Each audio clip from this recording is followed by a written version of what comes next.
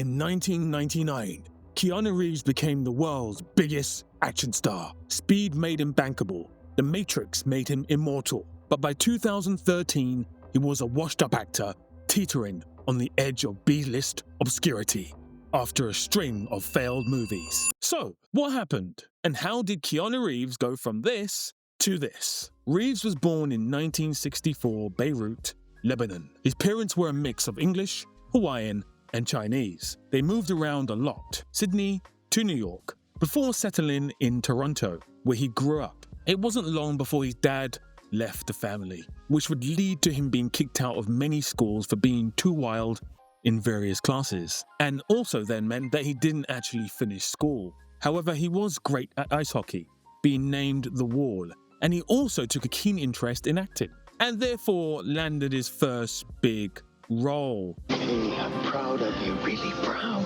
A Coke.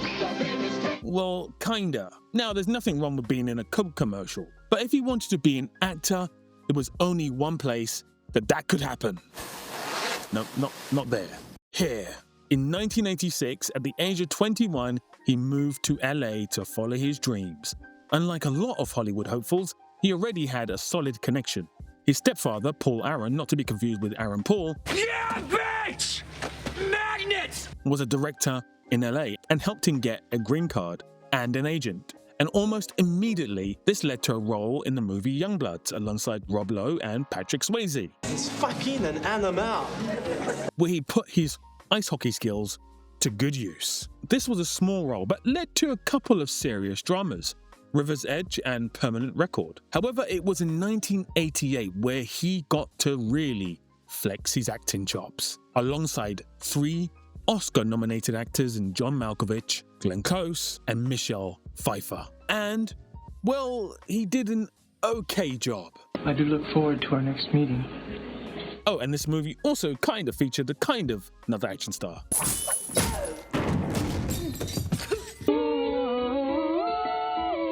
But it was a year later where the world would finally get to know the name Keanu with this movie.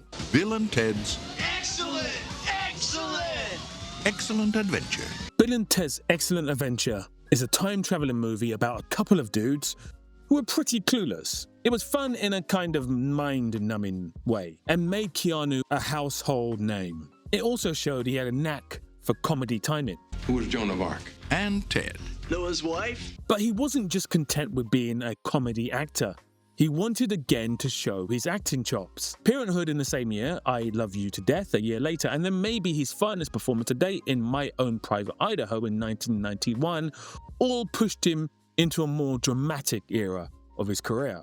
And if you actually think about it, to go from Bill and Ted, where he plays a teenage aloof stoner, all the way to My Private Idaho is quite an impressive feat, and shows that he had range, and showed that Keanu was always willing to push himself beyond that of other people's expectations. And that's why his next move made perfect sense.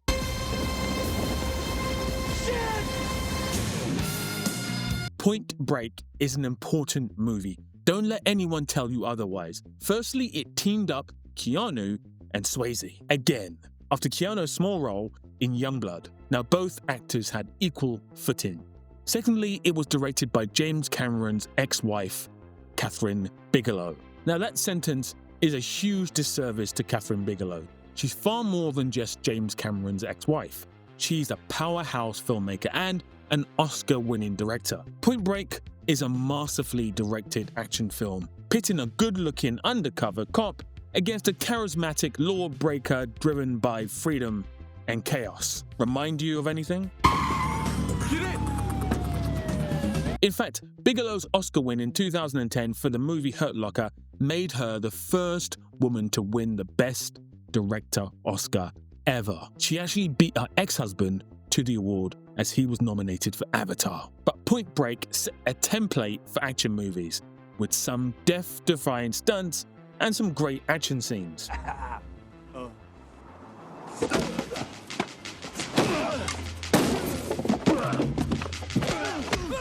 And also had Keanu doing a lot of his own stunts. The movie gave him a chance to be an action star whilst also showing off his acting chops. This movie was a success. $24 million budget, $80 million box office. Nice and tidy. Now it's 1991, Point Break just came out, he's now a rising action star. What should he do next? Maybe a blockbuster, like Under Siege. Come on, that's not striking, officer. Stop striking, officer. Or maybe he could have played the T-1000 in Terminator 2.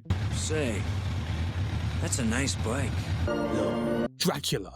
But not just any Dracula, Francis Ford Coppola's, Bram Stoker's Dracula. That was a mouthful. No, I'm waiting for Keanu.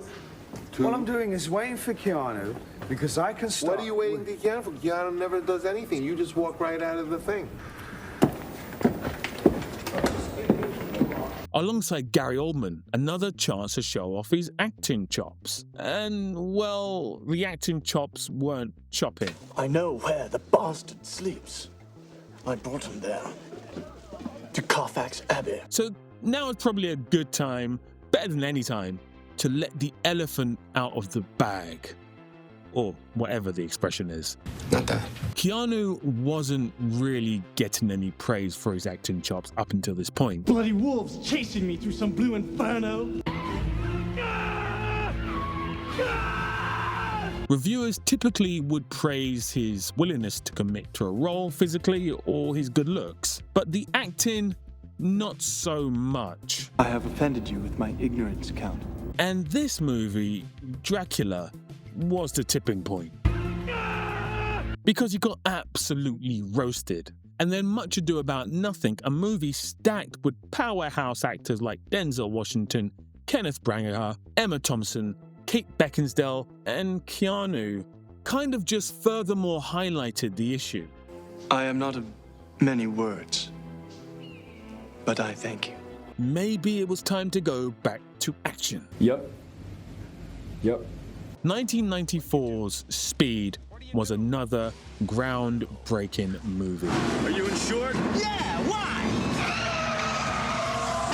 And it came from nowhere. Keanu's first time as the lead action movie star, Sandra Bullock's big breakout movie, a crazed Dennis Hopper in his scariest performance, and that's saying something. Oh, mommy, mommy, mommy. Keanu again performed his own stunts, and some of them were insane. It showed, yet again, his willingness to commit. To date, Speed is still one of the most perfect action movies ever made. It does everything well. The comedy, the romance, the action, and the plot are all on point. With Keanu not having to do much heavy lifting acting-wise. The movie made $350 million on just a $30 million budget. The movie sequel, minus Reeves, but with Bullock, was less successful. I mean, it's kind of a stupid idea to make a sequel. How can this character get on another moving vehicle that can't go under a speed limit again? At that point, maybe this applies. You ever hear the saying, you run into an asshole in the morning, you ran into an asshole? You run into assholes all day, you're the asshole. And for once, he actually followed it up with another action movie, Johnny Mnemonic. But it was a huge flop. Not so much financially, but certainly critically. And then again with Chain Reaction alongside Morgan Freeman, which again was a huge flop. This time financially and critically. You see, Keanu post-Speed was finding it tough. His matchup with Al Pacino in 1997's The Devil's Advocate further highlighted the gap between legendary actors and Reeves' ability. And while you're jumping from one foot to the next, what is he doing? With Pacino chewing up scenery like Pac-Man. Now, for younger viewers, Pac-Man was a video game in the early 80s that transcended video games. This is really broke through the cultural consciousness and really actually was one. This is boring. However, it must be said that Pacino praised Keanu for his performance in the movie, stating that his restraint in performance gave him room to play. But this was really a rough few years for Keanu between the years of 1994 up until 1998. However, in the very typical Keanu kind of way, you'd never know this, as he would stay out of the tabloid limelight, only occasionally surfacing to play with his band Dogstar. But under the surface, something was cooking up, because this guy had just had a career defining meeting. So dude, we're thinking like imagine you're in a fight and then you like jump. Imagine if you could stop jumping in the middle of the jump. Say that again? But then people could see around you 360 while you're jumping, while you're stop jumping, right? And then we're gonna invent these cameras. And then people can see the whole jump while you stop in the middle of the jump.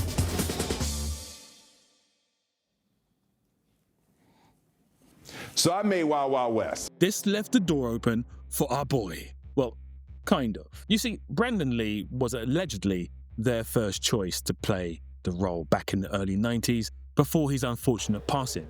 And then Brad Pitt, Leonardo DiCaprio, and Nicolas Cage all said no to the project.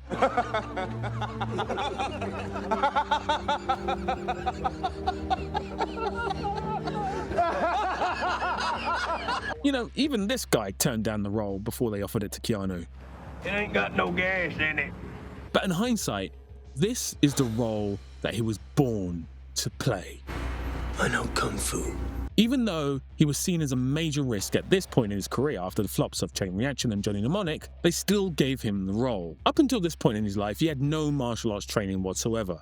And in the typical Keanu way, he spent months training in martial arts before the studio even greenlit the movie. And this was under the training of the legendary Yuen Ping, who we have mentioned a few times in this series. He, alongside his co-stars Lawrence Fishburne and Carrie-Anne Moss, learned Kung Fu, Wushu, Judo, Jiu-Jitsu, boxing, and kickboxing. He trained up to 8 hours a day, even after neck surgery midway through.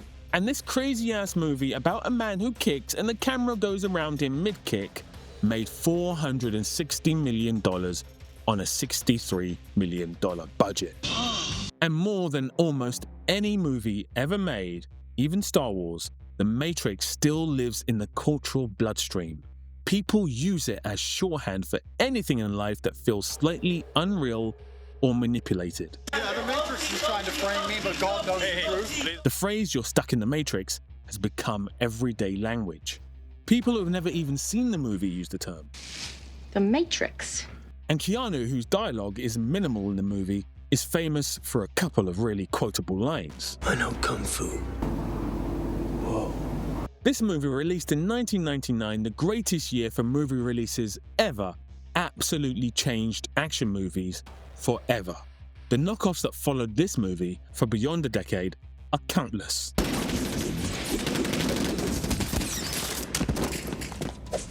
In fact, there were 2 other terrible knockoff movies that followed this movie, The Matrix 2 and The Matrix 3, but we'll get there soon. Because it was during 1999 that Keanu and his partner, Jennifer Syme, were expecting a child, but their daughter, Ava Archer Syme Reeves, was stillborn. The tragedy deeply affected them both, and they were separated shortly after, though they remained close. And, unfortunately, in the year 2001, Jennifer died in a car accident.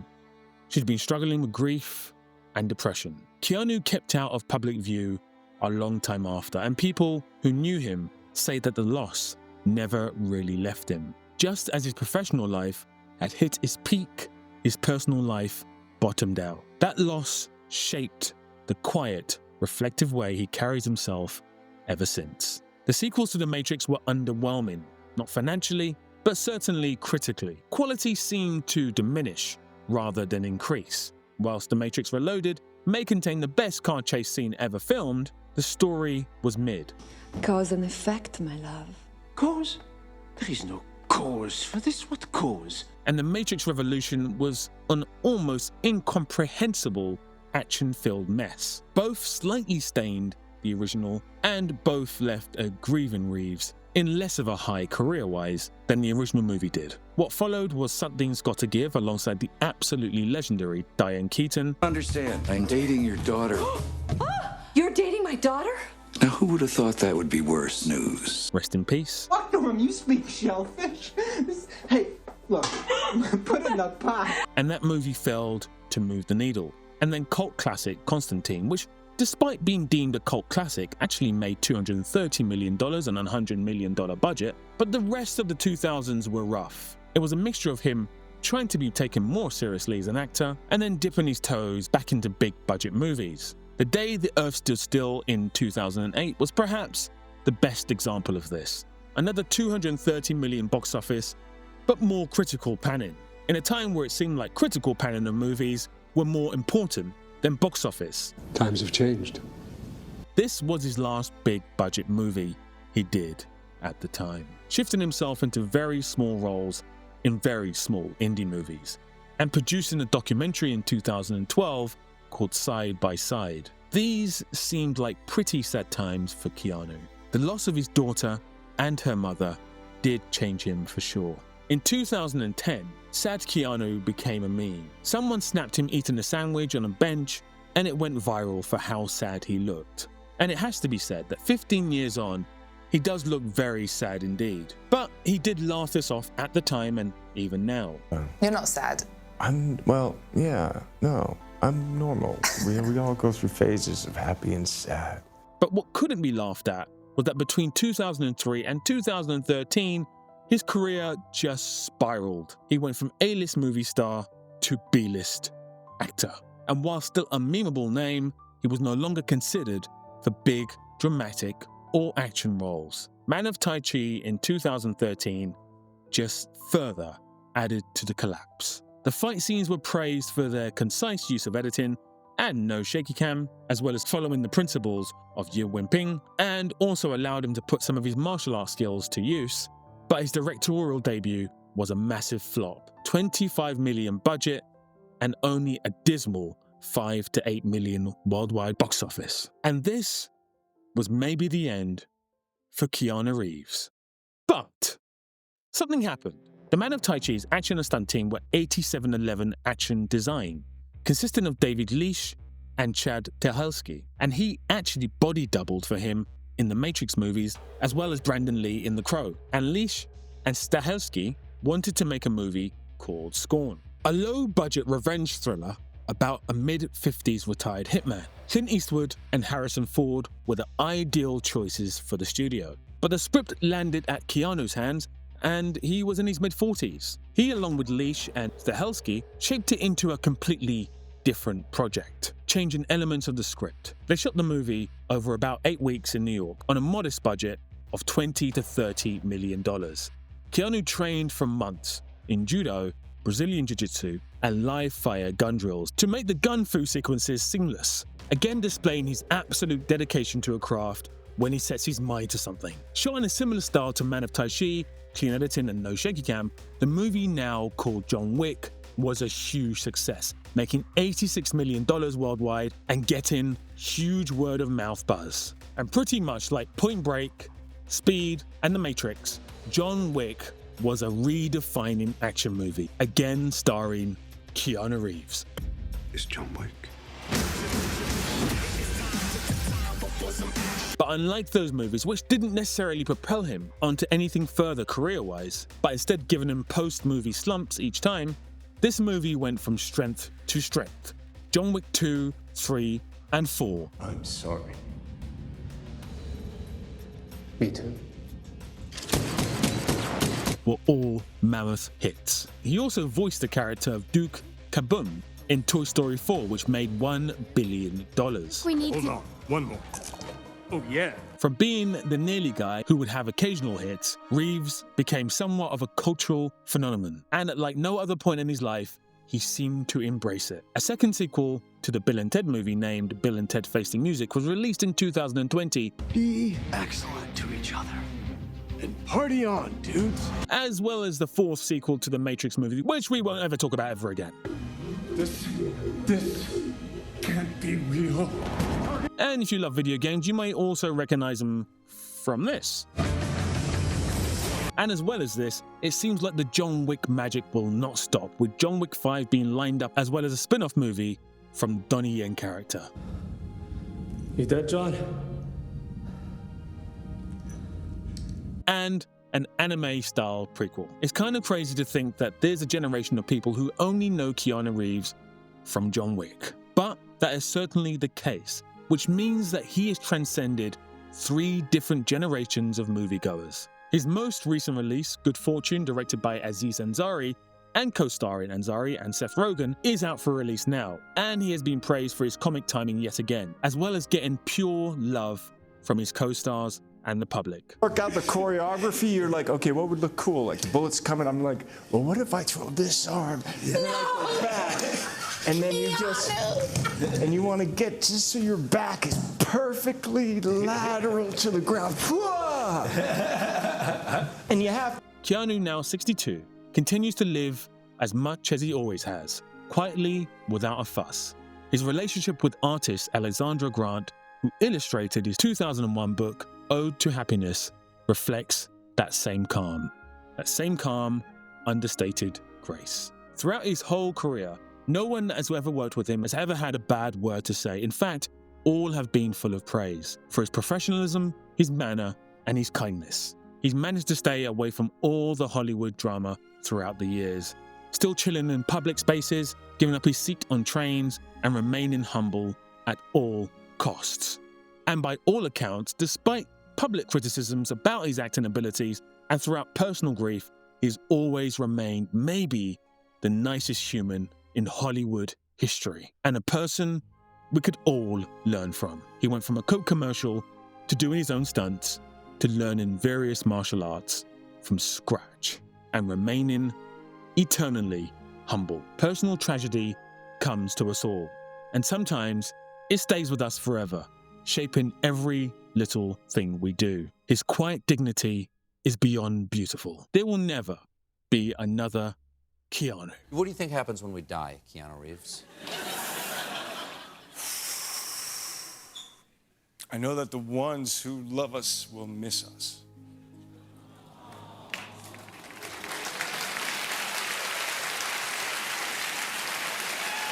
Right, ratings time. For skills, now I'm starting to feel like this is happening a lot in this series. People who didn't necessarily train in the skill when they were younger, but later on in life. And really, they shouldn't be downgraded for that. Hence, we increased Michelle Yeoh's score from a 6 to a 7 for skills, but I think I have to give Reeves a 6 here though. I feel like although he has trained in various martial arts, and even in his late 50s he was still serving up some believable gun fu, he's still a way behind Yeoh or any other stars in this series who have trained in similar skills. So a 6 works. With movies, this is tricky because he does have powerhouse hits in his repertoire like Speed, The Matrix, and the John Wick movies, but he also has a lot of turkeys. However, I think we should judge these stars on their successes and not necessarily their failures. So he's going to get a 9 here, but I was flirting with a 10. Let me know in the comments what you think he should get, a 9 or a 10. For screen presence, he certainly does have that. However, I don't think it's massive. Many people have commented over the years that maybe other people could have played Neo, which in actuality, myself, I can see that being the case. I do, however, think that no one else could have really have played John Wick, and I can't imagine anyone else have been the lead in Speed either. So I'm going to give him an 8 here. For versatility, well, I have to be honest, as a kid watching Keanu, I never thought he was a good actor. And I have to say, I haven't really much changed my opinion over the years. I struggle to think of a standout performance, but he has dabbled in so many genres, comedies, drama, action, romance, and for the most part, he's pulled it off in one movie or the other. And honestly, not every actor was born to be a De Niro or a Mel Streep. Some are just there to serve a purpose in a narrative. So I'm going to give him a 6 here. And finally, legacy, this is easy, it's a 10. Because not many actors in this series will have 2 massive franchises behind them. How he turned John Wick into a franchise is still a miracle to me. It's even bigger than the Matrix movies. I find that rather shocking, but it is deserved. And he's been successful over 4 different decades. Incredible. And that's a final score of 39, which puts him level with Jason Statham, and that seems fair to me. And Michelle Yeoh still leads the chart after you guys voted for her to get a 7 instead of a 6 for her skills. On screen now is my always faithful and always amazing Patreon and YouTube members. If you'd like to support the channel, you can do so by joining my Patreon, where you will get these videos nice and early, and you'll also be one of these lovely names on screen as well. I'll also be doing polls on Patreon pretty soon where you can vote for who gets a video next, and you can also decide and discuss the order of the action stars so far. Anyway, I hope you've enjoyed this deep dive into Keanu Reeves. As always, peace out and big love.